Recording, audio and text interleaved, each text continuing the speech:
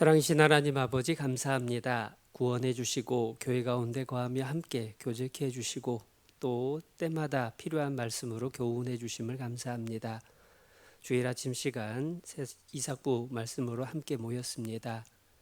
우리에게 필요한 말씀으로 교훈해 주시고 또 가르쳐 주신 말씀이 마음속에 새겨지고 삶 속에서 열매되어 나타날 수 있도록 성령께서 두루 역사하여 주시옵소서. 이 시간에 시종 주님께 의지합니다. 우리를 사랑하시는 예수님의 이름으로 기도드렸습니다. 아멘. 네, 디모데 후서 4장 말씀을 찾아보시겠습니다.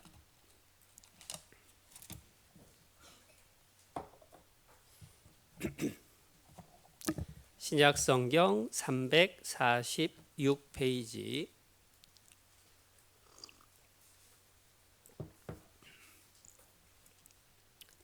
디모데후서 4장 1절 2절 말씀입니다.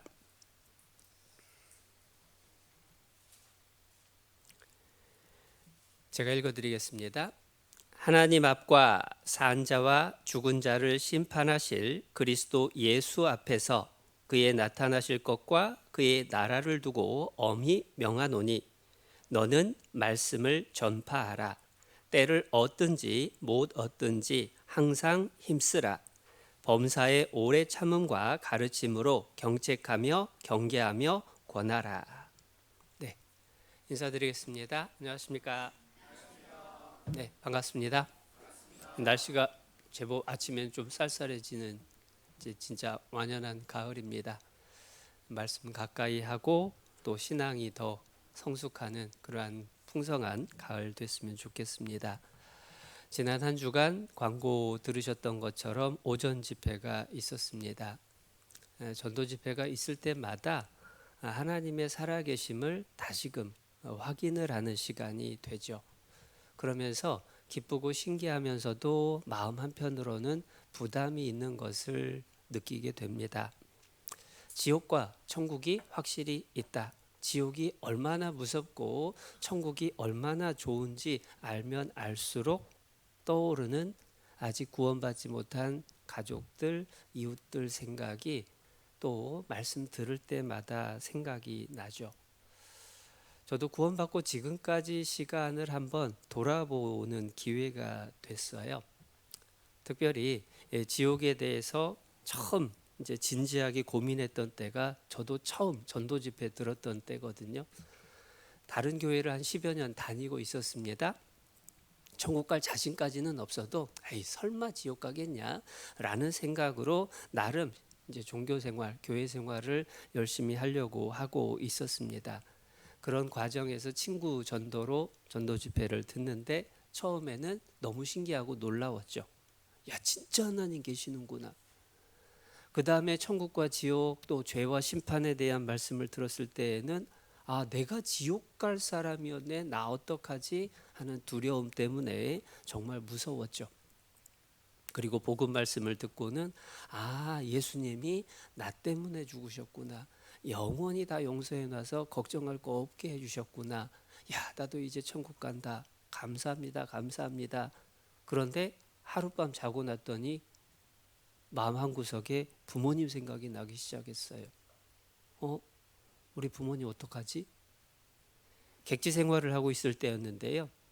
그 주 주말에 이제 교회에서 전도 집회 비디오 테이프를 한 세트 빌려가지고 시골로 내려갔습니다. 그런데 들은 척도 안 하세요. 무시를 하시는 부모님 모습에 또 얼마나 안타깝고 속상했는지. 그런데 계속 전하려고 노력을 했습니다. 때로는 혼나고 때로는 걱정하신 소리를 듣고 때로는 외면당하기도 하고 그러는 과정에서 이제 청년회에서 교제를 하는데 어느 형제님이 본인이 구원받고 가족들 구원받는 과정을 말씀을 해주시는데 1년 만에 온 가족이 다 구원받았다는 얘기를 쭉 해주시는데 너무 부러운데 갑자기 눈물이 쏟아져서 밖에 나가서 한참을 울고 들어왔던 적이 있었어요. 좋은 일인데 내 가족이 생각이 나니까. 그래서 또 힘을 내서 전도를 해보고 근데 참 어렵더라고요. 잘 안 되더라고요. 한 번은 시골에 내려가서 말씀을 전해보려고 하는데 화를 내시는 걸 보면서 너무 마음이 상처를 받아서 돌아옵니다. 다음에 교제에 참석을 했을 때에 그 얘기를 했더니 해주시는 말씀이 아빠의 본심이 아닐 거라고, 구원받지 않은 사람의 마음을 마귀가 붙들고 복음을 전하지 못하게 회방하는 걸 거라고.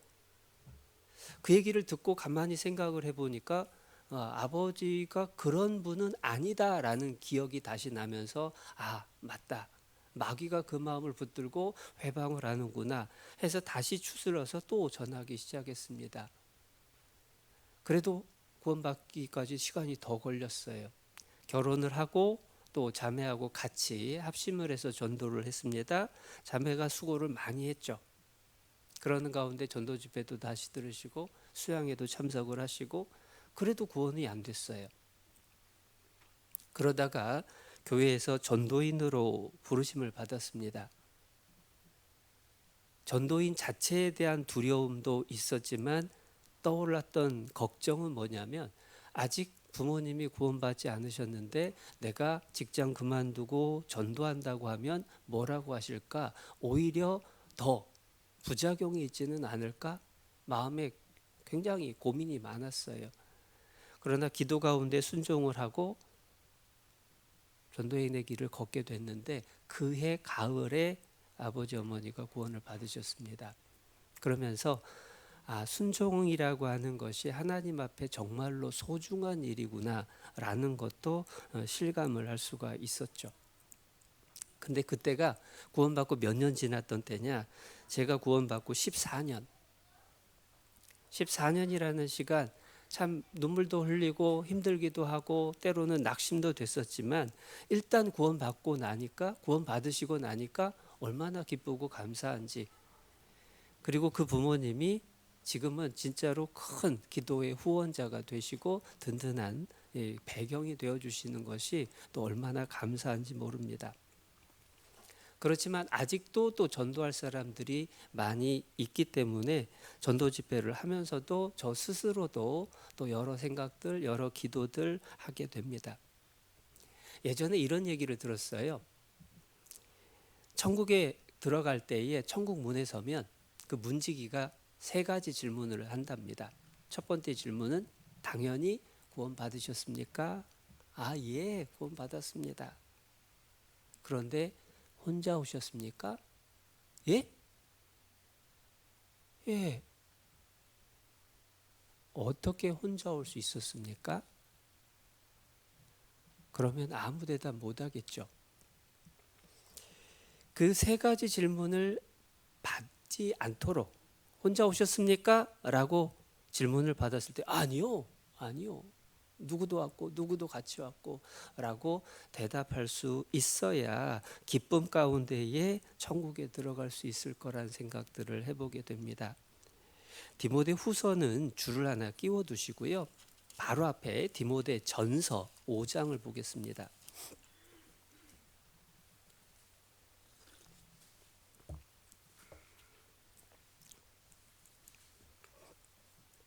디모데전서 5장 8절. 누구든지 자기 친족, 특히 자기 가족을 돌아보지 아니하면 믿음을 배반한 자요 불신자보다 더 악한 자니라. 육신적으로 자기 과부된 가족 친척을 돌아봐야 된다라는 게 표면적인 교훈이고요. 영적인 교훈은 영적인 과부와 고아된 구원받지 않은 사람에게 복음을 전해야 될 것에 대한 교훈이 있습니다. 그런데 특히 친족, 그 중에서도 가족을 돌아보고 복음을 전해야 될 책임에 대해서 말씀을 하시면서 그렇지 않으면 믿음을 배반한 자라고 불신자보다 더 악하다고 말씀을 하십니다. 왜 믿음을 배반한다라고 했을까? 배반이라는 말 사실 별로 듣기 안 좋죠. 그런데 이 말씀을 이해하려면 처음 읽었던 본문이 필요한 거예요. 처음 읽었던 본문에 너는 말씀을 전파하라. 때를 얻든지 못 얻든지 항상 힘쓰라. 그런데 어느 정도로 힘써야 되느냐? 하나님 앞과 산자와 죽은 자를 심판하실 그리스도 예수 앞에서 그의 나타나실 것과 그의 나라를 두고 엄히 명하노니. 어떤 분의 표현으로 성경에 나온 모든 명령 가운데에서 가장 엄한 명령, 가장 막중한 명령이 이 디모데후서 4장 2절의 말씀이다 라고 이야기를 합니다. 우리는 하나님 나라의 군사입니다. 군인에게 가장 큰 죄는 뭘까요? 군인에게 가장 큰 죄는 1번 밥 많이 먹은 죄, 2번 늦잠 잔 죄, 3번 동료하고 싸운 죄, 4번 전쟁에서 도망한 죄. 몇 번이요? 당연히 4번이죠. 군대에서 전쟁에 나섰는데 도망하면 총살이죠. 그게 배반한 자의 최후라고 이야기합니다. 왜 가족, 친척 돌아보지 않으면 믿음을 배반한다라고 했느냐? 그건 군사된 우리에게 하나님이 내리신 명령이기 때문에 그것을 어기는 것은 믿음을 배반한 것과 하나님 나라를 배반한 것과 같다라고 말씀을 하시는 거예요. 왜 불신자보다 더 악하다고 하셨을까? 지옥에 간 사람이요, 천국이 보일 거라고 이야기들을 합니다. 근거는 지옥에 간 누가복음 16장에 지옥에 간 부자가 나사로를 쳐다보죠. 아브라함을 쳐다보죠. 하나님이 아브라함에게는 특별히 입을 열어주셨지만은, 그리고 대화를 할 수 있게 해주셨지만은 나사로에게는 그런 얘기가 전혀 없었던 걸로 봐서 천국에서 지옥은 안 보일 거라고 생각을 합니다. 그런데 지옥에 간 사람이 천국을 보면서 어떤 생각을 할까? 지옥에 간 사람이 누구를 가장 원망을 할까? 옆에서 같이 고통받고 있는 불신자 친구를 원망하지는 않을 겁니다. 누구를 원망할까?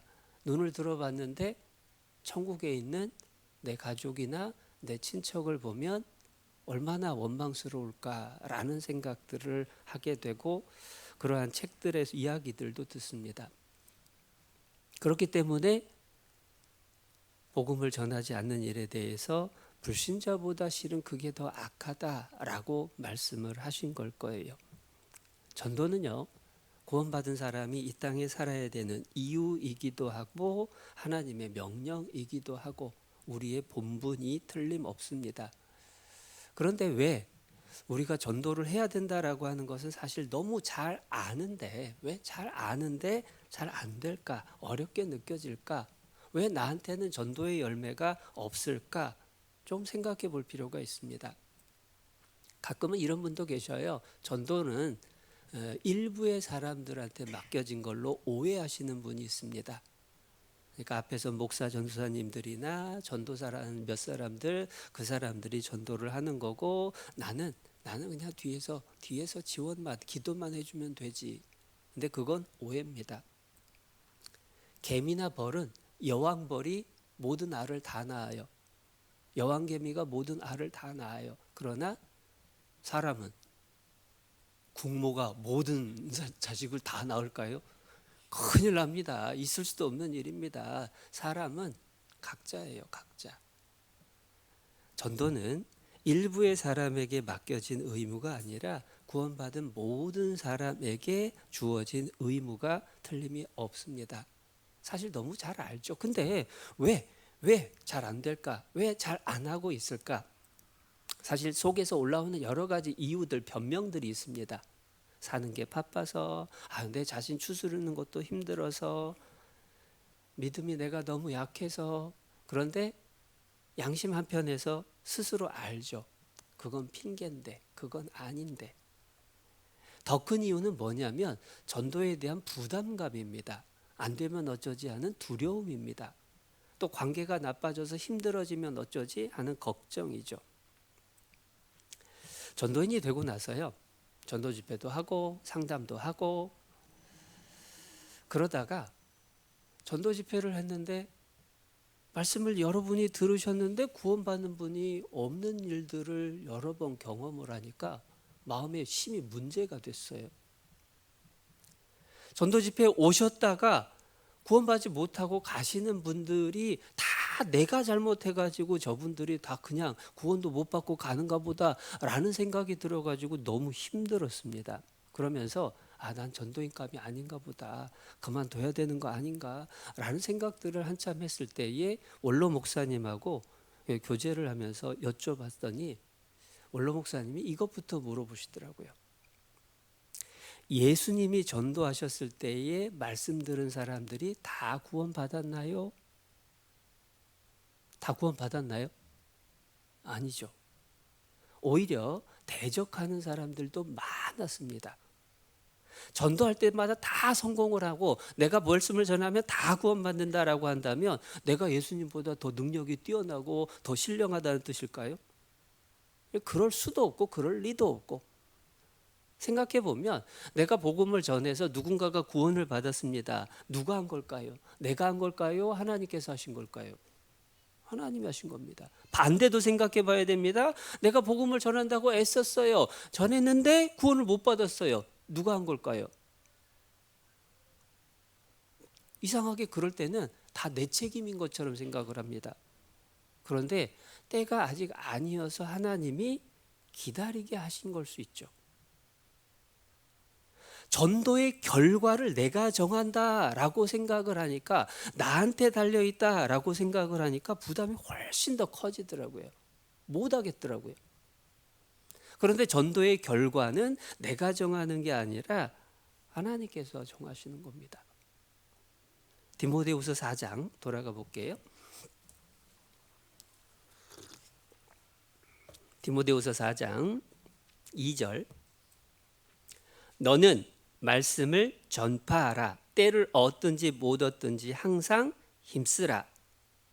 자, 여기에서 사람들이, 저 스스로도 가끔 오해하는 게 뭐냐면 너는 사람들을 구원시키라, 이렇게 오해를 하더라고요. 구원시키라고 명령하신 게 아닙니다. 뭐라고 명령하셨어요? 말씀을 전파하라. 구원 받고 안 받고는 내 책임이 아니에요. 나는 전해야 돼요. 결과는 하나님이 정하십니다. 안 될 수도 있어요. 느릴 수도 있어요. 그러나 나는 하면 돼. 전하면 돼요. 그러면 하나님 앞에서 내가 할 일을 다 했기 때문에 하나님께 잘하였도다 착하고 충성된 종이라고 칭찬을 받을 겁니다. 위로를 받을 거예요. 언젠가부터 또 이런 소리도 들어요. 한숨 쉬듯이 교제 가운데서도 툭툭 튀어나오는 말 중에 하나가 갈수록 전도하기 더 힘들다고. 실제로 힘들어졌어요. 제가 구원받았을 당시만 해도 한 번 말씀 듣고 구원 못 받으면 강팍한 사람. 근데 요즘은 한 번 듣고 구원을 받으면 신기하죠. 그 정도로 사람들 마음이 참 완악해진 거, 강팍해진 것은 맞기는 맞아요. 더군다나 코로나를 거치면서 대한민국 안에서도 교회를 향한 분위기가 별로 우호적이질 않아요. 오히려 적대적인 분위기도 많아요. 그러한 변화 자체가 징조일 수도 있어요. 그 자체가 말은 맞아요. 그런데 그걸 핑계로 삼아서 입을 다물고 있다면 그거이 큰일인 거죠. 전도서 11장 4절에 풍세를 살펴보는 자는 파종하지 아니할 것이요 구름을 바라보는 자는 거두지 아니하리라. 우리나라하고 다르게 이스라엘은 농사를 지을 때 씨를 뿌린다라고 합니다. 근데 바람 부는 날이면 뿌리면 어떻게 되겠어요? 다 날아가 버릴 거 아니에요. 아이고 바람 불 것 같네. 오늘 못 하는 거예요. 추수를 하면은 건조를 시켜야 됩니다. 햇볕이 쨍쨍 내려줘야 되잖아요. 그런데 아이고 구름 보니까 곧 비 오겠네. 추수를 오늘 못 해요. 하루하루 미루다 보면은 아무것도 안 되고 썩어버리는 거다. 복음은 방금 읽었던 2절 말씀에 너는 말씀을 전파하라. 때를 얻든지 못 얻든지 항상 힘쓰라 라고 말씀을 하시죠. 세상에서도 실패하는 사람은 안 되는 이유를 찾고 성공하는 사람은 되는 이유를 찾는다고 얘기하죠. 우스갯소리로 들어보셨을 겁니다. 아프리카의 신발 회사에서 아프리카의 영업사원을 파견을 했습니다. 도착하자마자 갑자기 전화가 왔습니다. 사장님 큰일 났습니다. 여기는 신발 한 켤레도 못 팔겠습니다. 신발 신는 사람이 한 명도 없더라고요. 진짠가 싶어서 다른 영업사원을 보냈습니다. 영업사원 도착하자마자 전화가 왔어요. 사장님, 대박 났습니다. 아니, 뭔 소리냐? 아니, 신발 사는 사람이 한 명도 없습니다. 이 사람들 신기기만 하면은 다 대박 아닙니까? 똑같이 신발 안 신는 사람을 보고 한 사람은 안 되겠구나, 한 사람은 떼돈 벌겠다.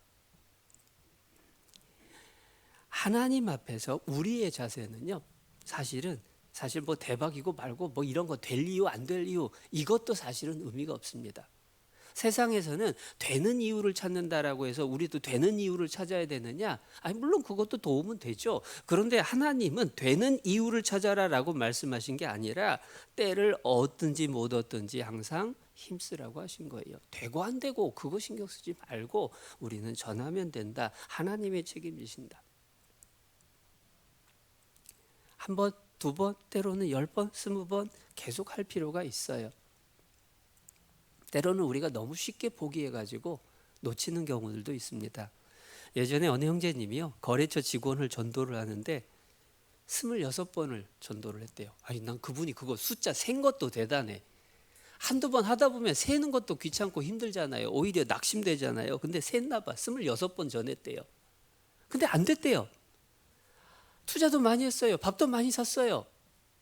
아유, 이제는 안 되겠다 싶은데 생각해 보니까 여지껏 26번 한 게 얼마나 아까워요. 그래서 아유, 이번만 하고 말자 하고 이번에 한 번 더 했는데 그때 구원받더래요. 그러면서 한 생각이, 이 한 번 안 했으면 어떻게 됐을까? 그 생각을 많이 하게 되더래요. 되든 안 되든, 되는 이유가 있든 안 되는 이유가 있든, 일단은 우리에게 주어진 책임은 전해야 되는 거다. 전해야 되는 거다. 그리고 그렇게 전하다 보면 그 가운데서 하나님이 구원받을 만한 사람을 붙여주시고 구원받을 수 있도록 도와주시고 그러한 일들을 우리에게 경험하게 해주실 수 있다라고 하는 거예요. 그리고 그 전도는 나 혼자 하는 게 절대 아닙니다. 마태복음 28장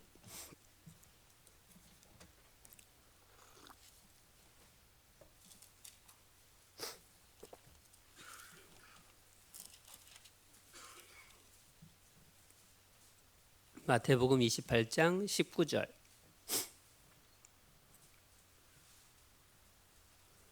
18절부터 제가 읽어드리겠습니다. 마태복음 28장 18절.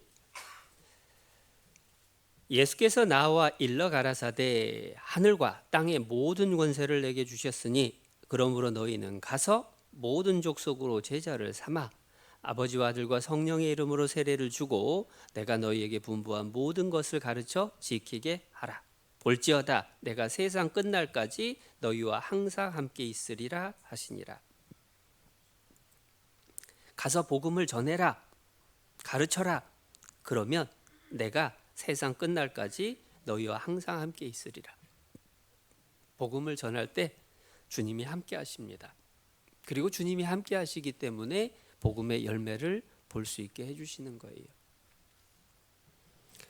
그 주님이 함께 하시는 삶을 살기 위해서 우리 각자는 내 자신의 삶을 좀 정결하게 다듬을 필요가 있습니다. 이 복음을 전하는 내용을 농사짓는, 씨를 뿌리고 추수를 하는 그 모습으로도 비유를 하시는데, 농사가 잘 되려면 농부만 열심히 한다고 되는 거 아니죠. 날씨도 잘 맞춰줘야 돼요. 거꾸로 날씨만 좋다라고 해서 농사가 잘 되는 것도 아닙니다. 농부가 열심히 해야 돼요. 그게 같이 가야 됩니다.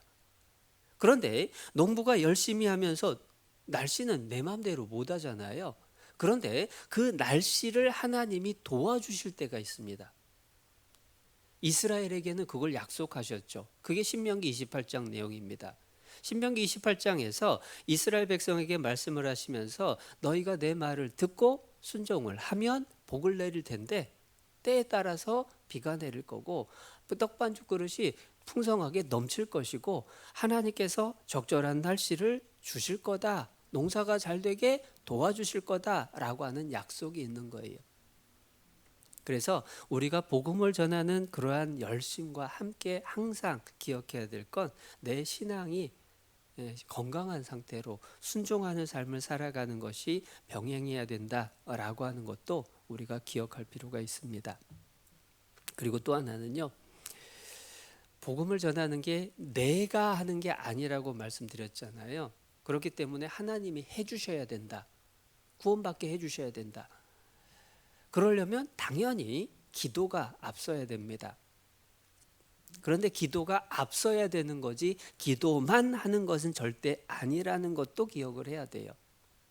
가끔은 그런 분이 있어요. 부모님이 너무 강팍하셔가지고 내가 말만 꺼내면은 그냥 집안이 다 뒤집혀가지고 말도 못 꺼내겠다라고.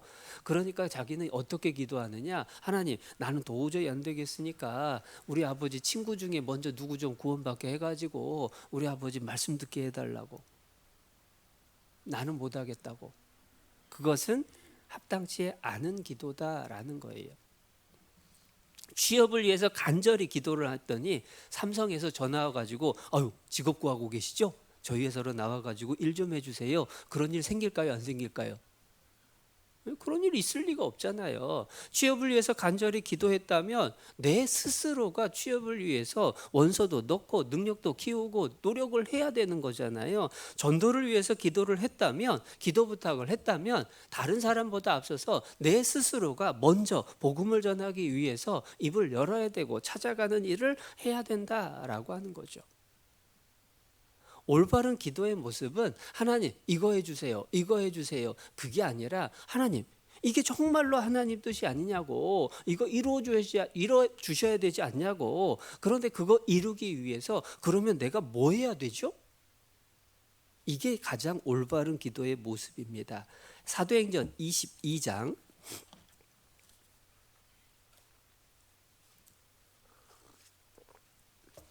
사도행전 22장 10절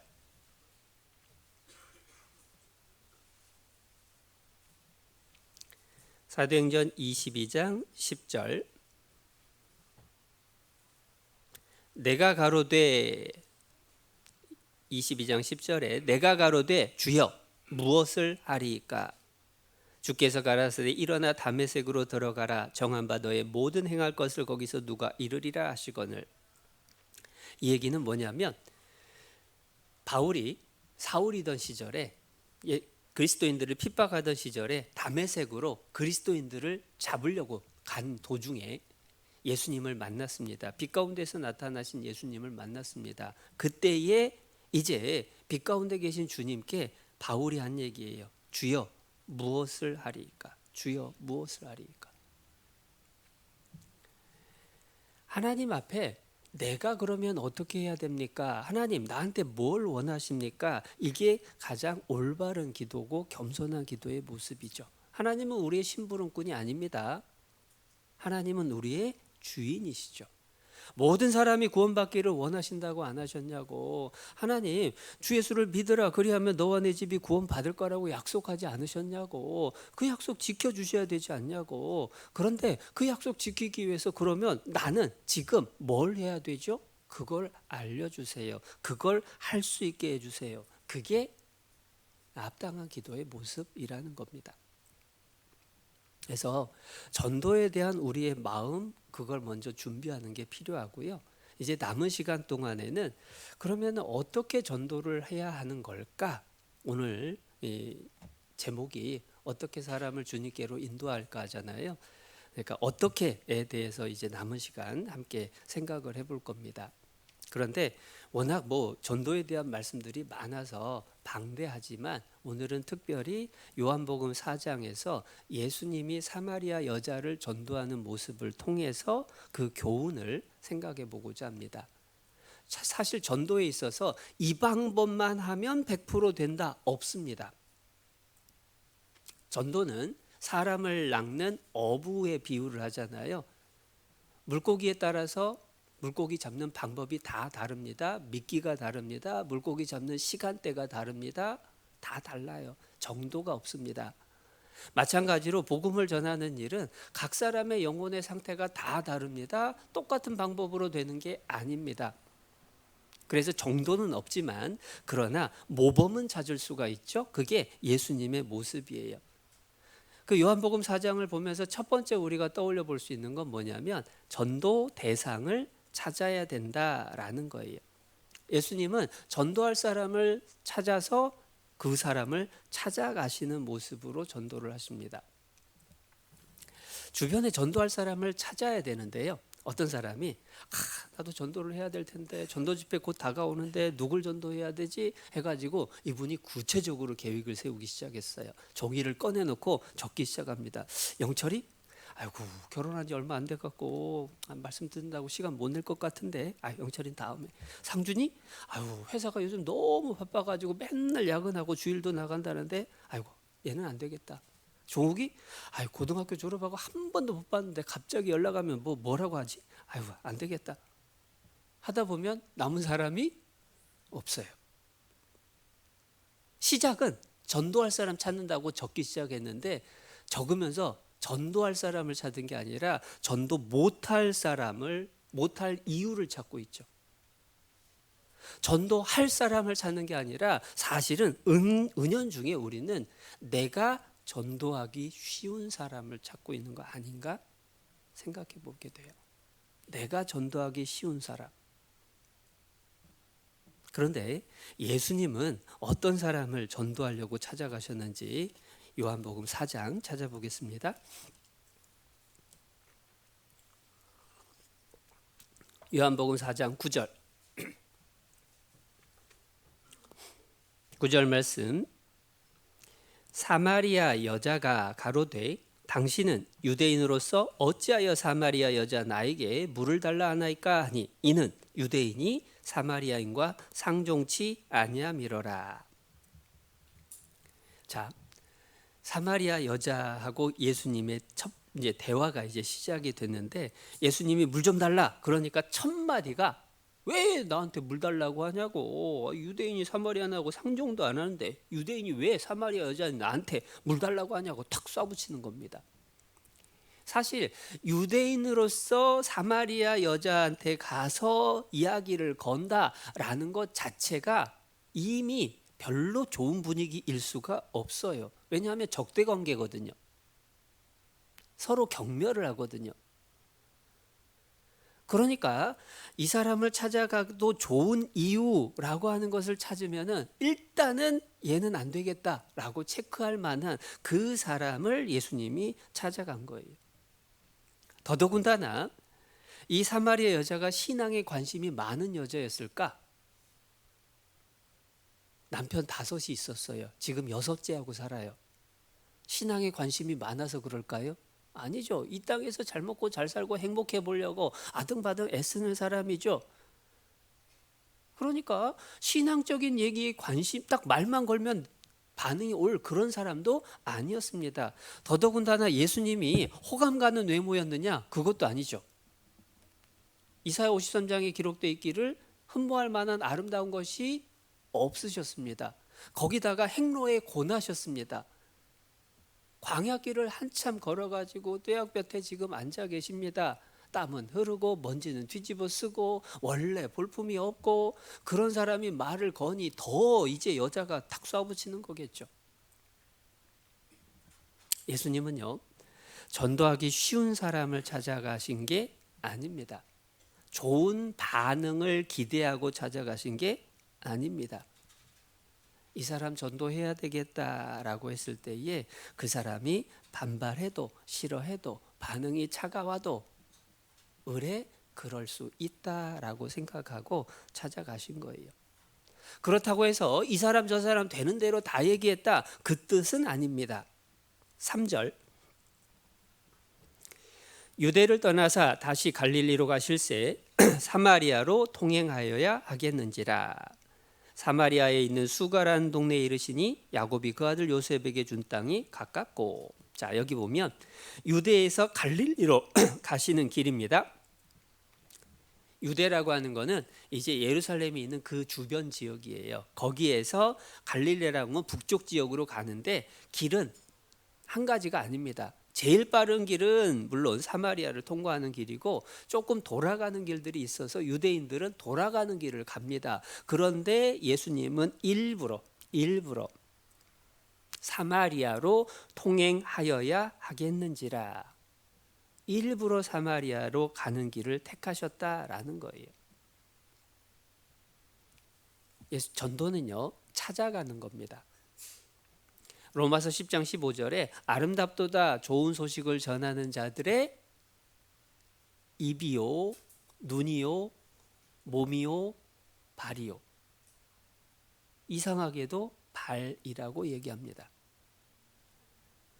전도는 움직이지 않으면 안 된다라고 하는 걸 예수님 스스로 보여주셨다라는 겁니다. 그리고 이제 대화를 시작을 하는데 아무렇게나 예수 믿고 구원받아야 돼요 이렇게 얘기를 하신 게 아니었던 겁니다. 7절 사마리아 여자 하나가 물을 길러 왔음에 예수께서 물을 좀 달라 하시니 사마리아 여자가 물 길러 왔습니다. 우물가입니다. 그러니까 제일 큰 관심은 물 뜨는 거죠. 그 물에 대한 이야기를 하는 거예요. 공통의 관심사를 찾아서 그것을 통해서 말을 시작을 하시는 겁니다. 대화를 할 때에, 전도를 할 때에 시작부터 시간 있어? 성경 한번 배워봐야지 라고 이야기를 하는 것보다 상대방의 관심이 뭐가 있는지, 상대방의 마음속에 뭐가 들었는지 그것을 주고받는 대화, 그 가운데에서 하나님께서 또 복음을 전할 기회를 달라고 기도하면서 대화를 이끌어갈 필요가 있는 겁니다. 상대방의 관심사가 뭐냐? 제가 예전에 프랑스 선교 다녀오신 목사님한테 이렇게 대화하면서 들었는데요. 프랑스 사람 전도하기가 진짜 힘들답니다. 박사들이 너무 많대요. 모르는 게 없대요. 그리고 자기하고 대화를 하다가 뭔가 좀 자기보다 모른다 싶으면 그 사람 말을 잘 안 들어준대요. 콧대가 그만큼 높다는 얘기죠. 근데 그 사람들 전도를 할 때에 예를 하나 드는데요. 이제 뭐 초대를 하거나 뭐 초대를 받거나 해가지고 이제 좀 알기 시작했습니다. 그러면 뭐 꽃에 대해서 얘기 시작하면 꽃에 대해서 1시간, 2시간을 얘기를 한대요. 그래서 서로 대화가 통하면 이 사람은 말 통하는 사람. 그 다음에 이제 또 다시 연락하고 얘기하고. 그러니까 박학 다시 가지 않으면은 전도하기가 참 힘든 사람이더라 라고 얘기를 합니다. 그런데 거기에서 하나 배울 건 우리가 그렇다고 모든 잡학을 다 배워야 된다는 얘기냐, 그 얘기를 하고 싶은 게 아니고요. 상대방의 마음을 열 수 있도록 상대방의 관심사가 뭐가 있는지 공감해주고 들어줄 수 있어야 된다. 그래야 내가 할 이야기도 이야기를 할 수가 있게 되는 겁니다. 그리고 그렇게 얘기를 하더라도 정작 세상 얘기는 잘 통하다가 하나님 얘기만 나오면 갑자기 확 바뀔 수 있죠. 그럴 때에 조심을 해야 됩니다. 사실 대화를 했을 때 주고받고가 잘 되면 너무너무 좋은데 갑자기 썰렁한 반응이 나타나면 힘들어지잖아요. 예수님의 경우에도 사실은 그러한 일을 겪었습니다. 물 좀 달라고 그랬더니 돌아오는 반응이 아니 유대인으로서 뭐 사마리아 여자인 나한테 물 좀 달라고 하냐고 탁 쏘붙입니다. 여러분, 내가 어렵게 말을 꺼냈는데 상대방이 탁 찬바람 쌩 불고 그냥 마음 확 닫아버리는 그런 말을 하게 되면 더 얘기하고 싶을까요? 안 하고 싶을까요? 더 이상 말 꺼내고 싶지가 않죠. 그런데 예수님은 참으셨어요. 성격이 좋으셔서 참으신 건 아닐 겁니다. 물론 성격도 좋으시지만 그것만으로 되는 건 아니에요. 예수님의 마음속에 이 사마리아 여자의 영혼을 불쌍히 여기는 마음이 있기 때문에 그 차가운 바람 부는 그 반응에도 참고 더 이야기를 할 수가 있었던 겁니다. 우리는 그렇기 때문에 기도가 더 필요한 거예요. 하나님, 내가 참을 수 있게, 이길 수 있게, 이것을 넘어설 수 있게 도와달라고.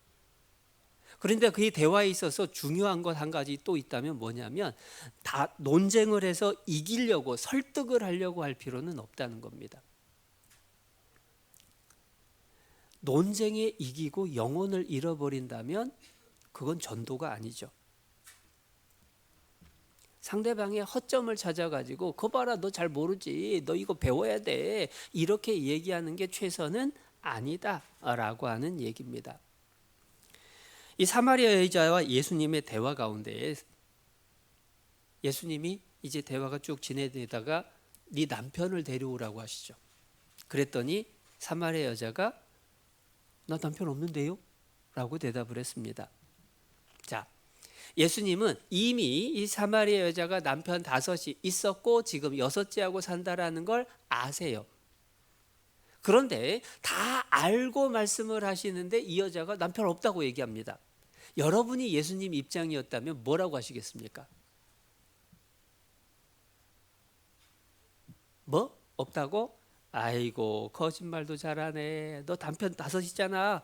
지금 딴 남자랑 살잖아. 나 다 아는데? 너 거짓말하면 벌 받아. 자, 그러면 꼼짝 못 하겠죠. 그런데 더 대화하고 싶어 할까요? 그러면 끝나는 겁니다. 그러니까 논쟁에는 이길 수 있지만 영혼을 건지는 일은 실패해요. 우리가 대화를 하는 목적 자체가 내가 우월하다라는 걸 보여주려고 하는 게 아니라 이 영혼을 어떻게 하면 건질까라는 것이 대화의 목적이기 때문에 이기려고 할 필요는 없다라는 거예요. 내가 많이 알아야 되는 것만은 절대 아닙니다. 오히려 더 중요한 건 뭐냐면 상대의 마음에 공감을 해주고 그 마음을 어떻게 하면 열어줄까, 거기에 관심을 갖는 것이 필요하다라는 거예요. 그러니까 자칫하면 전도하면서요, 내 얘기에만 집중을 할 수가 있습니다. 근데 그것보다는 상대방의 마음에 공감해주고 그 마음을 어떻게 열 수 있을까, 그 부분을 기억하고 신경을 써야 되겠죠. 남편 없다라는 여자에게 예수님의 대답을 찾아봅니다. 17절, 요한복음 4장 17절.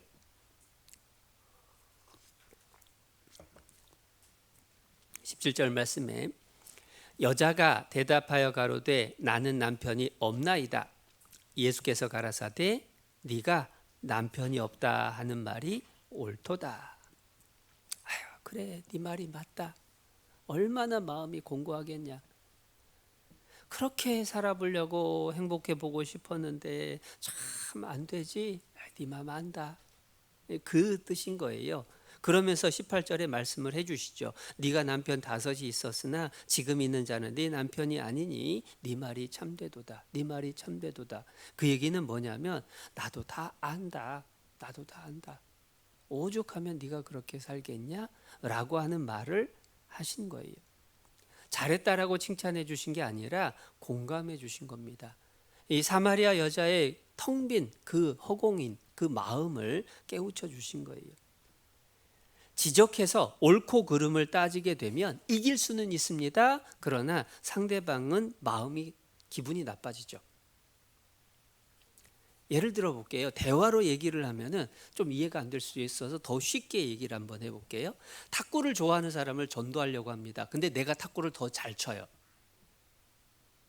그래서 상대방이 탁구를 좋아하니까 우리 탁구 한번 치죠? 해가지고 탁구를 칩니다. 전도하려고 합니다. 이겨야 돼요? 져야 돼요?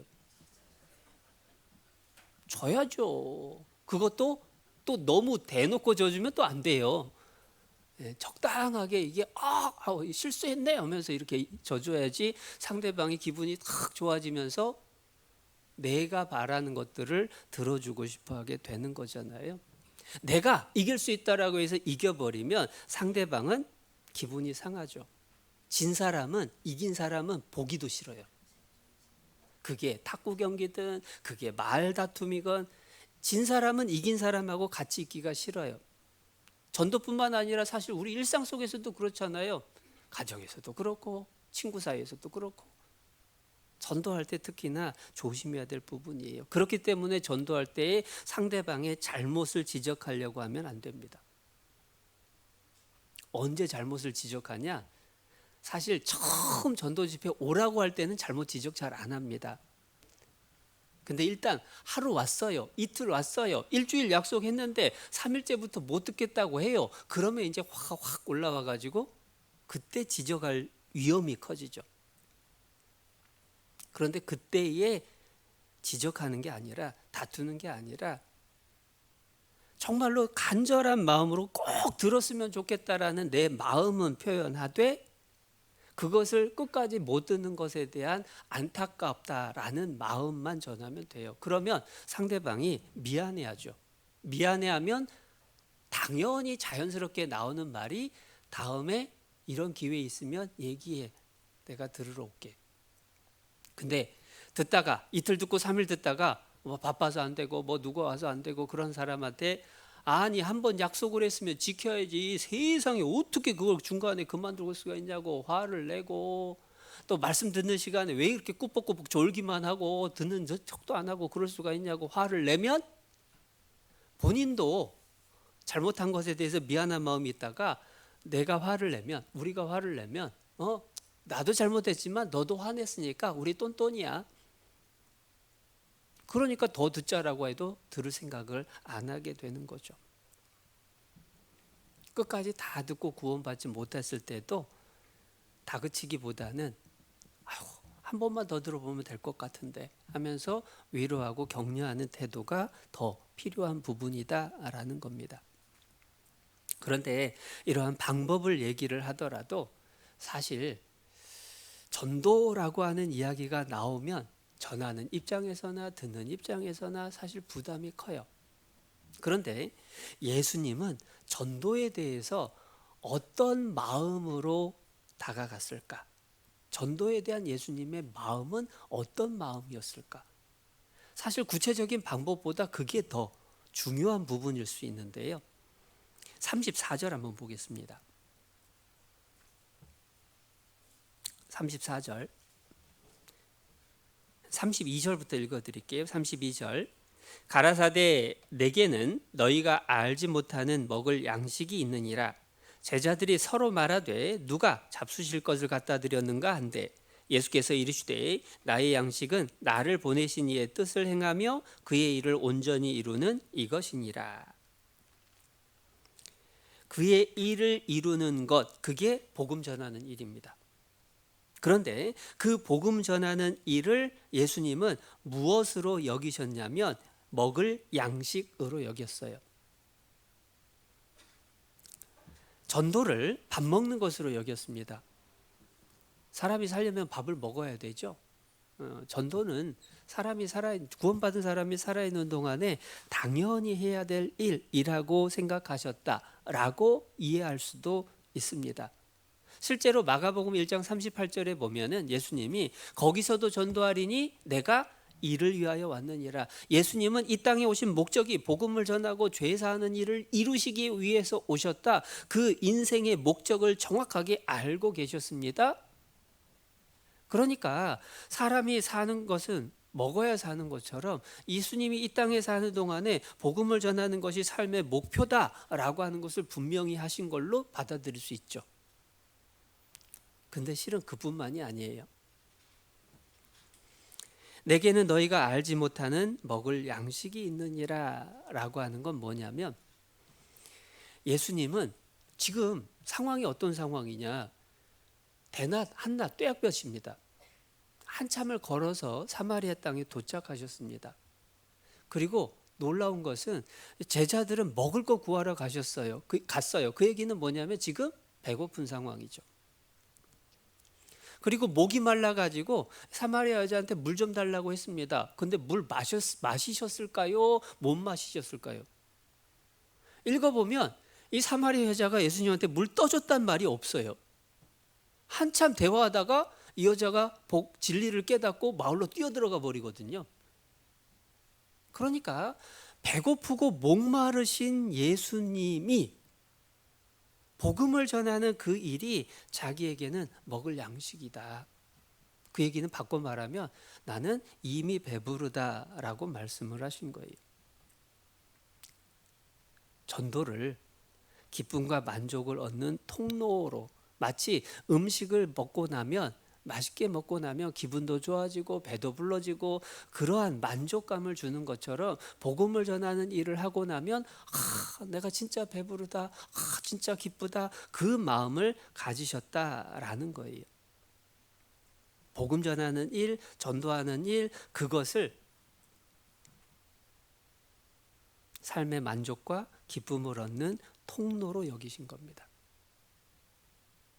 가끔은 전도하다 보면요, 이제 말씀 전하시느라고 힘드시겠어요 라는 소리를 자주 들어요.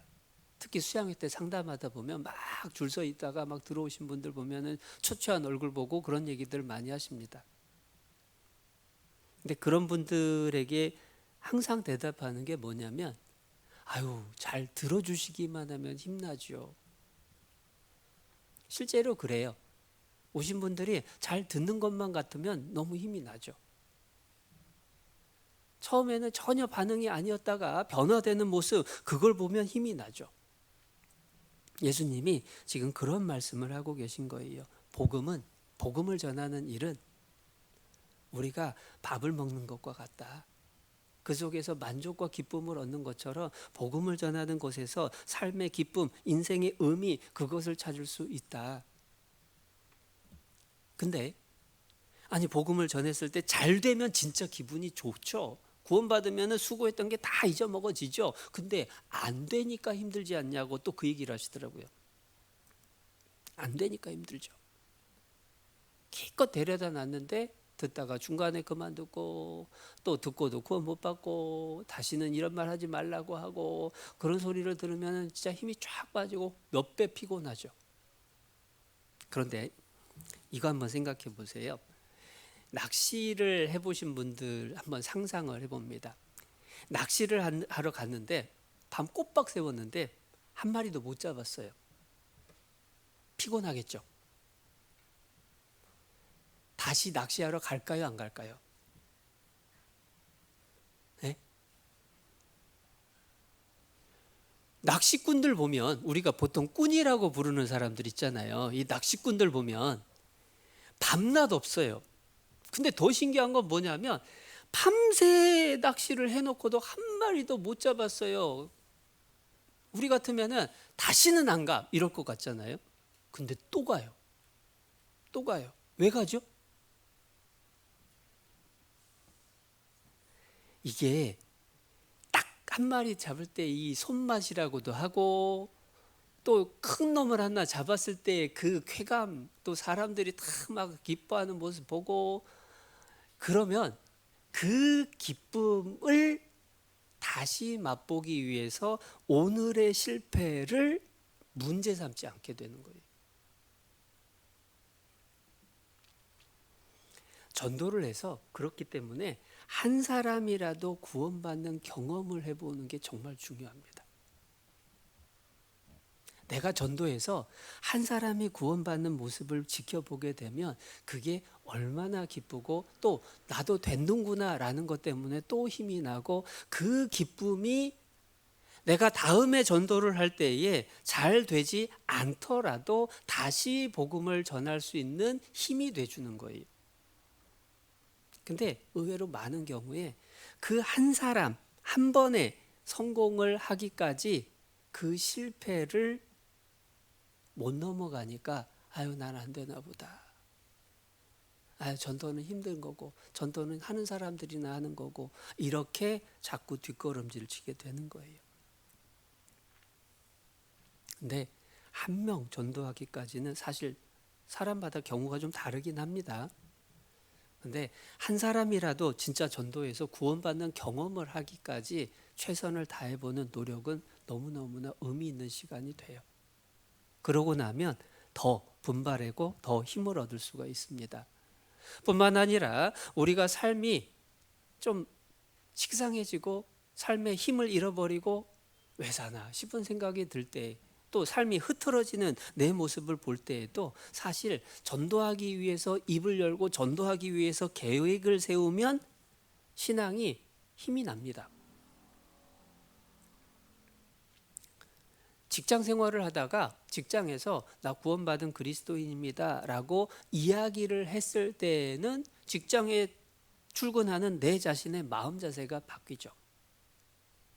복음을 전해야 되겠다라고 결심을 하고 그걸 입 밖에 내기 시작하게 되면 삶의 힘이 하나님이 함께 해주시기 때문에 더 힘을 얻는 것들을 경험을 하게 되는 거예요.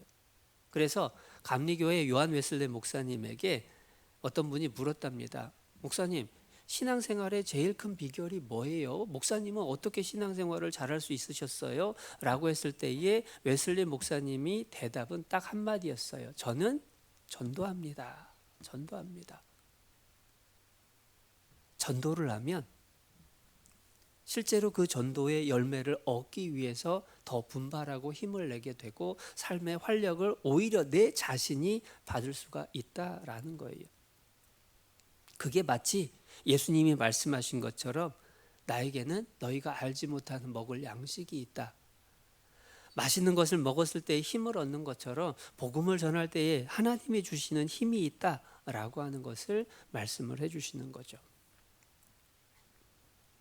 그 하나님이 우리에게 명하신 이 복음 전하는 일, 그것을 위해서 우리가 복음 전하는 그 일을 대하는 태도를 분명히 하고 또 방법은 계속해서 하나님께 구하는 가운데에서 시도를 한다라고 한다면 틀림없이 구원의 열매들을 보게 될 수 있을 거라고 생각을 합니다.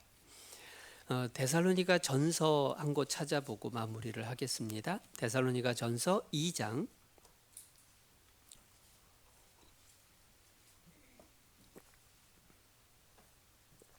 19절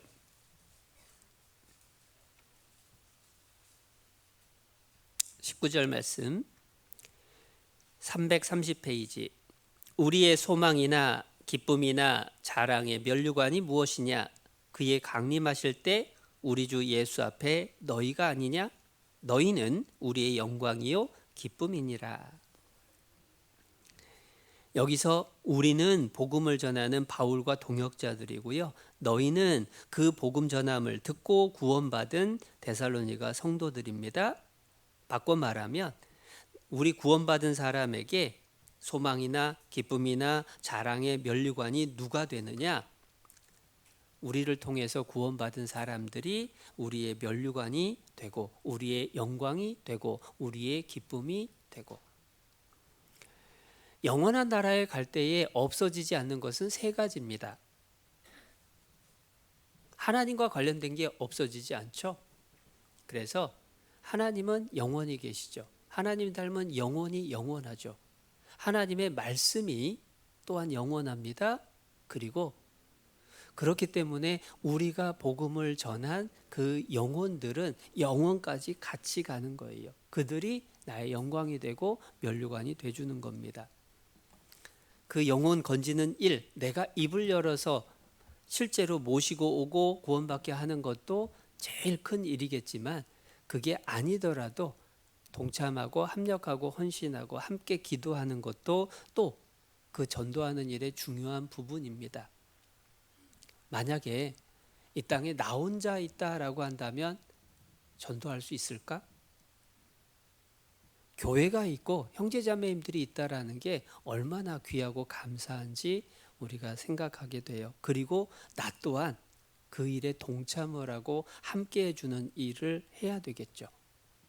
어제까지는 오전 집회가 있었습니다. 그런데 일정이 좀 촉박하긴 한데 11월 4일 대집회가 이제 불과 2주 남았습니다.